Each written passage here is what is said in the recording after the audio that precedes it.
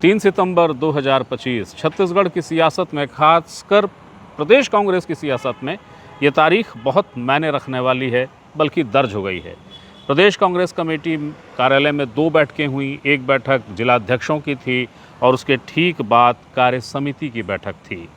कार्य समिति की बैठक और पीसीसी में जिलाध्यक्षों की बैठक में आखिरकार हुआ क्या, उसका विस्तार क्या है? ये एक बात जो हुई, जो सामने आ रही है कि रविंद्र चौबे के खिलाफ कार्रवाई की बात का एक प्रस्ताव तैयार हुआ और उसे भेजा गया है। इस प्रस्ताव तैयार होने के फैसले के ठीक पहले क्या क्या हुआ है, वही बताने आपके सामने हाजिर हुआ हूँ। नमस्ते, मेरा नाम है याज्ञवल्क्य। सबसे पहले पीसीसी में जिलाध्यक्षों की बैठक शुरू हुई। जिलाध्यक्ष मतलब पूरे प्रदेश भर के जिलाध्यक्ष एकत्रित थे। महत्वपूर्ण बैठक थी। बैठक का जो विषय था, वो सांगठनिक जो विषय थे सो तो थे ही, मगर जिस विषय ने सबसे लंबा समय लिया वो विषय था रविंद्र चौबे की बयानबाजी और रविंद्र चौबे पे अनुशासनात्मक कार्रवाई की मांग। पीसीसी अध्यक्ष दीपक बैज उस बैठक में थे। पीसीसी महामंत्री मलकीत गेंदू उस बैठक में थे। कद्दावर वरिष्ठ नेता प्रतिपक्ष, पूर्व विधानसभा अध्यक्ष और जिन्हें सियासत का चाणक्य कहा जाता है, वो चरणदास महंत भी उस बैठक में मौजूद थे। तो जिलाध्यक्षों की जब बैठक हो रही थी तो उस बैठक में 3 जिलाध्यक्षों के बीच ज़बरदस्त बहस हुई। बहस का विषय ये था कि दुर्ग इलाके से आने वाले एक जिलाध्यक्ष महोदय ने, जब ये विषय आया और समेकित रूप से कम 10 से ऊपर जिलाध्यक्षों ने कहा कि रविंद्र चौबे जी ने जो कहा है ये कतई सही नहीं है, और अगर वो उसको मंच से कह रहे हैं, सार्वजनिक मंच से कह रहे हैं, तो सबसे बड़ी बात अनुशासन का मुद्दा है। दूसरा, बीजेपी के लिए बैठे ठाले एक अवसर मिल गया और बीजेपी ने आरोप लगाने और हमला करने में कोई कमी नहीं की। कांग्रेस के भीतर खाने, कांग्रेस के कार्यकर्ताओं में असहजता आ गई। समझ ही नहीं आया किसी को कि आखिर इस बात के मायने क्या हैं और उसका अर्थ क्या निकाला जाना चाहिए। और रविंद्र चौबे जी ने जो भी बयान दिया वो सोचा समझा बयान था और इसीलिए उन पर कार्रवाई होनी चाहिए। तो जैसा मैंने बताया कि 10 से अधिक जिलाध्यक्षों ने इसी भाव की बात कही, मगर एक जिलाध्यक्ष महोदय जो दुर्ग के इलाके से हैं, उन्होंने प्रतिरोध किया और उन्होंने कहा कि रविंद्र चौबे जी ने जो बात कही उसको गलत अर्थों में लिया जा रहा है। ऐसा उन्होंने कुछ थोड़ी कहा, किसी का नाम थोड़ी लिया। रविंद्र चौबे जी के बयान को अगर आप देखें उस दिन के, तो निश्चित तौर पर उन्होंने नाम किसी का नहीं लिया। लेकिन ये भी सही है कि पूरे तरीके से भाव यही थे कि प्रदेश कांग्रेस की कमान अब भूपेश बघेल को मिलनी चाहिए। जब कोई बात ये कहेगा तो इसके मायने क्या निकलेंगे? इसके मायने ये निकलेंगे कि मौजूदा जो पीसीसी चीफ हैं दीपक बैज साहब, उनकी छुट्टी कर देनी चाहिए और भूपेश बघेल को कमान दे देनी चाहिए। जब ये बात दुर्ग के क्षेत्र से आने वाले उस जिलाध्यक्ष ने कही, तो बस्तर के इलाके से और उत्तर छत्तीसगढ़, बल्कि सरगुजा संभाग का जो इलाका है, उस इलाके के एक जिलाध्यक्ष से तीखी बहस हुई और इन सभी ने इस बात पर आपत्ति की कि आप आखिर किसे क्या बताना चाहते हैं। जो चीज़ें वीडियो में हैं, जो चीज़ें सोशल मीडिया पे हैं, जो न्यूज़ चैनलों पे आई, जिसके शब्दशः पूरे उसका व्याकरण खींच दिया चैनलों ने, पत्रकारों ने, और बता दिया कि ये कहने का अर्थ क्या है, आप कह रहे हैं कि कोई मतलब नहीं निकलता। ये हंगामा, गंभीर बहस, बल्कि झगड़े से कुछ अंश पहले आकर थम गया। मैं फिर से दोहरा देता हूँ, ये गंभीर बहस हुई और झगड़े से कुछ अंश पहले ठहर गया। जैसा मैंने आपको बताया मंच पे कौन कौन थे, तो कुल मिला के एक मतेन प्रस्ताव ये पारित हुआ कि भाई ये रविंद्र चौबे जी जो हैं, इन्होंने जो बोला है ये स्वीकार योग्य नहीं है, कम से कम सामान्य रूप से तो बिल्कुल नहीं, और इसको यूं ही नज़रअंदाज कर देना कांग्रेस के लिए, कांग्रेस के कार्यकर्ताओं के लिए, कांग्रेस के संगठन के लिए, अनुशासन के लिए सही नहीं है। कार्रवाई की जानी चाहिए। एक मते ने प्रस्ताव हम पारित करते हैं। प्रस्ताव पारित हो गया, मगर इस बीच में एक वरिष्ठ नेता जो उस मंच पर थे, उस सभा में थे, जो अपने बोलने की शैली के लिए मानिंद हैं, जिन्हें जानने वाले विश्वविद्यालय कहते हैं, यूनिवर्सिटी, बल्कि उनके कुछ ज़्यादा करीबी कह लीजिए, या जो उनको निरंतर इत्तेफाक रखते हैं, उन्हें कुलाधिपति भी कह देते हैं। तो बोलने की शैली के माहिर और कब, कहाँ, क्या, कैसे कहना चाहिए, इसमें सिद्धहस्त डॉक्टर चरणदास महंत का एक जो वक्तव्य था बहुत गौरतलब था। उन्होंने किसी का नाम नहीं लिया। ये उनकी अपनी शैली है। मगर उन्होंने जो कहा जिलाध्यक्षों की बैठक में, जबकि ये विषय इस रूप में आया कि भैया प्रस्ताव पारित करिए और हम आपको दे रहे हैं प्रस्ताव पारित करके इस पर कार्रवाई करिए, उसी दौरान डॉक्टर चरणदास महंत ने कहा कि नेताओं को अपने चमचों को संभालना चाहिए। विषय क्या था? विषय था रविंद्र चौबे का भूपेश बघेल के जन्मदिन के मंच से कुछ ऐसा कह जाना जिसके निहितार्थ ये निकलते हैं कि पीसीसी चीफ की कमान भूपेश बघेल को दे दीजिए, यानी कि दीपक बैज को हटा दीजिए। इस संदर्भ में जिला कांग्रेस के अध्यक्ष जितने थे उन्होंने एकमत से प्रस्ताव पारित किया, कार्रवाई करो, और उसी जगह पे नेता प्रतिपक्ष डॉक्टर चरणदास महंत ने किसी का नाम नहीं लिया, पर उन्होंने ये कहा नेताओं को अपने चमचों को संभालना चाहिए। बहुत धीर गंभीर और शांत तरीके से उन्होंने एक लाइन और कही कि चापलूसी में हम लोग इतना आगे बढ़ जाते हैं कि हमें ध्यान नहीं रहता न खुद का और न हमारे चमचों का।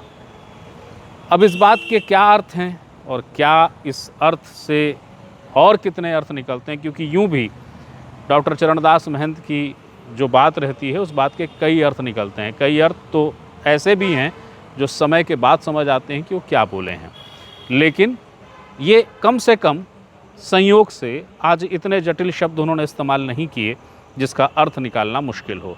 अब इसमें चमचा कौन है, नेता कौन है, ये आप सुधी दर्शक तय कर सकते हैं। अब ये जानिए कि जो प्रदेश कार्य समिति की बैठक हुई आखिरकार उसमें क्या हुआ। जिलाध्यक्षों की बैठक हो गई। जैसा मैंने बताया पूरे प्रदेश के जिलाध्यक्ष जुटे थे और जिलाध्यक्षों ने एक मतेन ये प्रस्ताव दिया कि भाई पीसीसी चीफ साहब दीपक बैज जी, आप इस पर अनुशासन की कार्यवाही करिए, जैसे भी करिए मगर करिए, स्वीकार्य नहीं है। ये बयान सार्वजनिक दिया जाए इस तरीके का, उसको कैसे स्वीकार किया जा सकता है। दीपक बैज पीसीसी चीफ, उन्होंने कहा कि मैं आपकी इस बात को जो कार्य समिति की बैठक है, कार्य समिति के लोग हैं, उन तक पहुँचाऊँगा और आगे जाएगी बात। इसके बाद कार्य समिति की बैठक शुरू हुई। जो प्रदेश कांग्रेस की कार्य समिति है वो उसमें 31 सदस्य हैं। हमारी सूचनाएं कहती हैं कि सभी उपस्थित थे जो भी सदस्य हैं उसमें।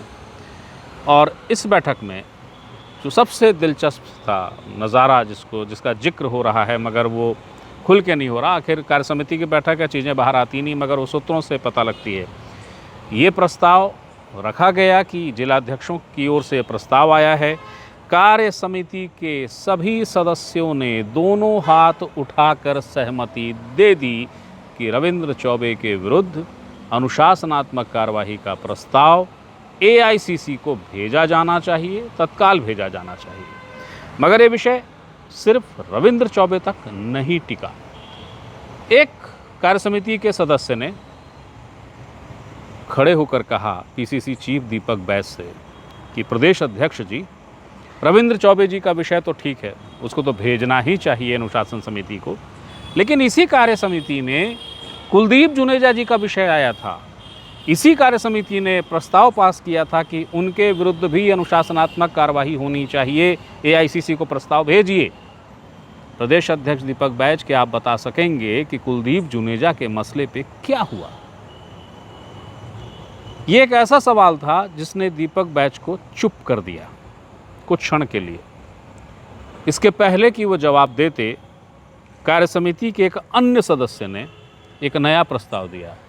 उन्होंने कहा कि सर, यानी कि प्रदेश अध्यक्ष, जो बीता प्रस्ताव था वो अपनी जगह, मगर ये जो रविंद्र चौबे के लिए प्रस्ताव जा रहा है इसमें कुलदीप जुनेजा का नाम भी शामिल किया जाना चाहिए और हम आपसे आग्रह करते हैं कि हमारे इस प्रस्ताव को जो सर्वसम्मति से पारित हो रहा है इसमें कुलदीप जुनेजा का भी नाम जोड़ दिया जाए। और ठीक इसी तरीके से हुआ। जो प्रस्ताव पास हुआ, जो प्रस्ताव पारित किया कार्य समिति ने, याद रखिएगा पीसीसी में कार्य समिति सर्वोच्च शक्ति है। अगर वहाँ से कोई प्रस्ताव पारित हुआ है तो उसे पीसीसी एआईसीसी को भेजने के लिए बाध्य है, उसको भेजना पड़ेगा। तो ये प्रस्ताव पास हो गया। इसमें रविंद्र चौबे के साथ कुलदीप जुनेजा जो पूर्व विधायक हैं उनका भी जिक्र था और इनके विरुद्ध अनुशासनात्मक कार्यवाही हो इसकी अनुशंसा थी। अब इन सब के साथ ये भी जान लीजिए कि ये जो प्रस्ताव हैं अब इसके बाद आगे क्या होना है। जिलाध्यक्षों की बैठक से एक प्रस्ताव पारित हुआ। प्रस्ताव कह रहा था कि रविंद्र चौबे के विरुद्ध अनुशासनात्मक कार्रवाई होनी चाहिए। ये स्वीकार योग्य नहीं है, कतई स्वीकार योग्य नहीं है। एक मतेन सर्वमतेन प्रस्ताव पारित हो गया। ये प्रस्ताव पहुंच गया कार्य समिति या प्रदेश कार्यकारिणी, जो भी आप कह लें, उसके पास। प्रदेश कार्य समिति की बैठक में रविंद्र चौबे के विरुद्ध कार्यवाही का प्रस्ताव एआईसीसी को भेजे जाने की लिए तैयारी तो की ही गई, सदस्यों ने हाथ उठा के सहमति दी। साथ ही साथ कुलदीप जुनेजा का नाम भी जुड़ गया। कुलदीप जुनेजा के नाम जुड़ने के पहले जो कुछ हुआ, पीसीसी चीफ से जो सवाल कर लिए गए और उनको चुप रहना पड़ गया, वो अपनी जगह। अब आगे क्या होना है, तो हमारी सूचनाएं कहती हैं कि 9 तारीख को या 9 तारीख या 10 तारीख इसको, ये जो प्रस्ताव हैं ये एआईसीसी को भेज दिया जाएगा।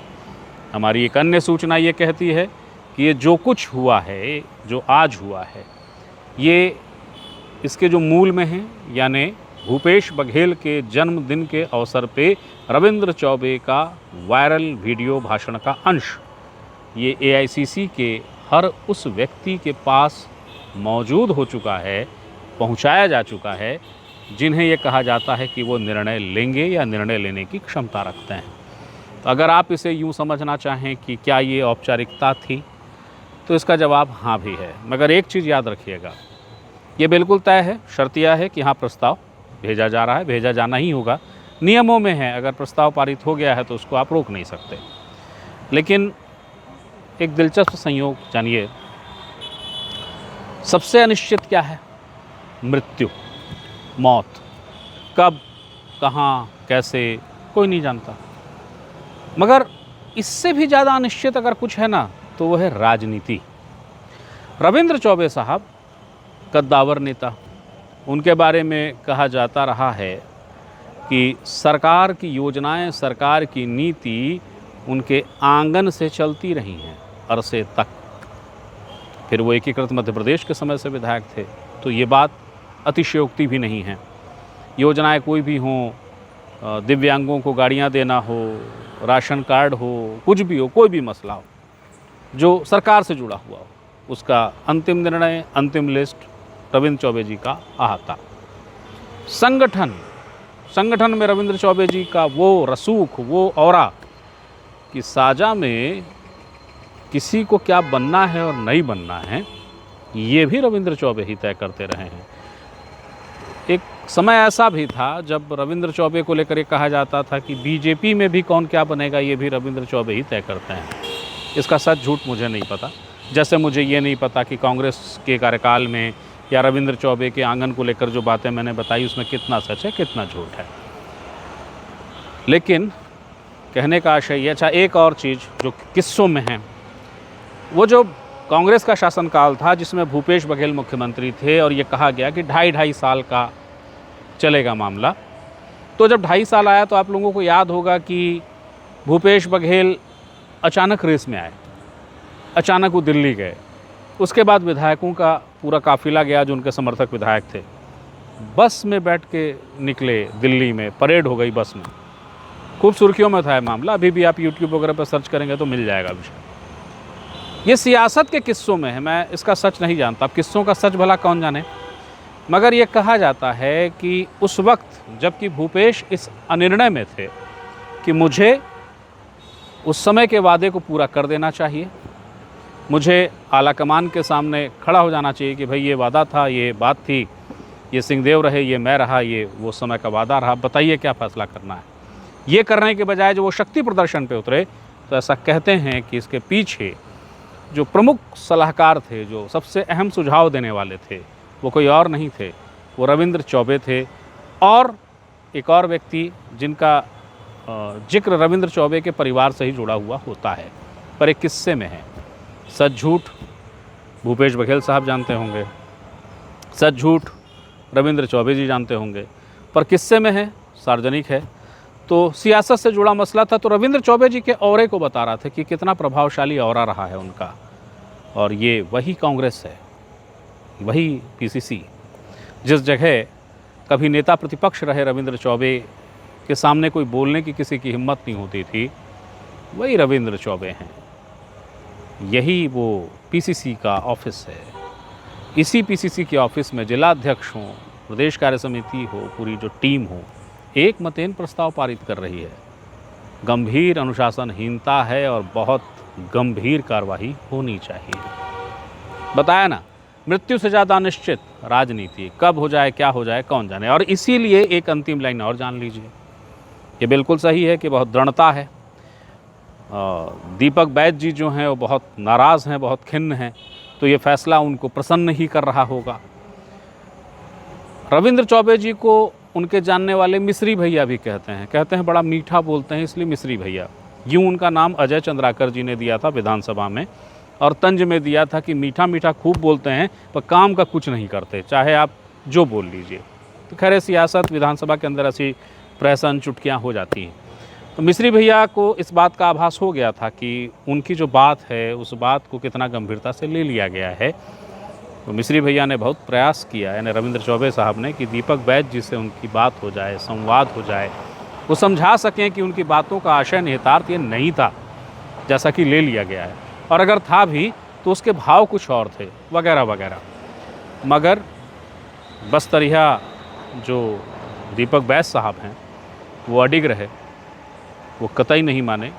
और हमारी जानकारी ये है कि रविंद्र चौबे की लाख कोशिशों के बावजूद दीपक बैज नहीं मिले तो नहीं मिले, और आज एक प्रस्ताव पारित हो गया।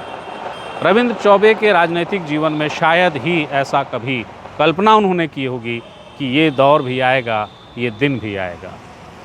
अब इस प्रस्ताव के बाद आगे क्या होना है, कौन सा फैसला होना है, कब तक फैसला होना है, ये देखने की बात होगी। क्यों कह रहा हूँ, कांग्रेस की एक सबसे बड़ी खासियत पता है आपको क्या है? कांग्रेस की एक सबसे बड़ा जो फैसला होता है, कांग्रेस में जो सबसे बड़ा निर्णय होता है, वो यही निर्णय होता है कि कोई निर्णय नहीं होता है। ये कांग्रेस की सबसे बड़ी खासियतों में से एक खासियत है।